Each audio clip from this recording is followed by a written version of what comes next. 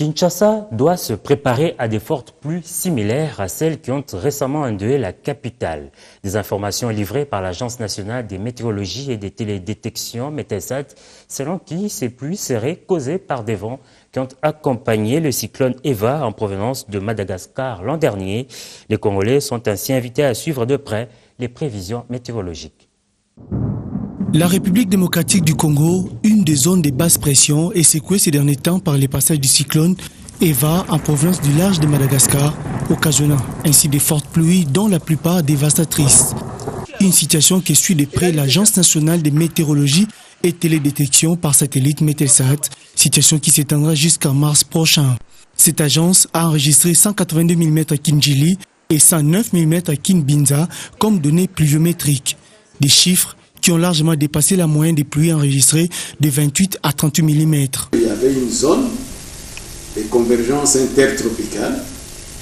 C'était renforcé, si vous voulez, par le cyclone qui était basé à Madagascar. Bon, ça dit les effets de ces cyclones, on les a ressentis. Donc on a ressenti ces effets. Ces effets-là ont, si vous voulez, amplifié, ont renforcé la situation locale qu'on connaissait, c'est-à-dire ils ont renforcé les effets de la basse pression qui était sur notre ville, province de Kinshasa, et pour janvier, février, mars, parce que nous travaillons pour la ville-province de Kinshasa.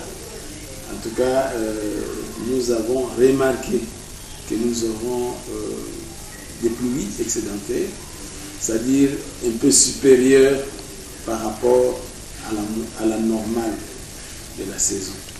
Toutefois, le directeur de cette agence recommande aux autorités urbaines de prendre des dispositions en termes d'urbanisation et d'assistance aux familles sinistrées. Il faut que, disons, les gouvernements, quand on crée, par exemple, une concession, ou bien je ne sais pas moi, quand il y a quand même, on va distribuer des parcelles aux gens, on doit quand même penser à faire des infrastructures pour évacuer les eaux des pluies.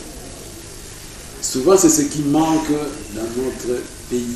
À la population, il faut aussi voir les zones à risque.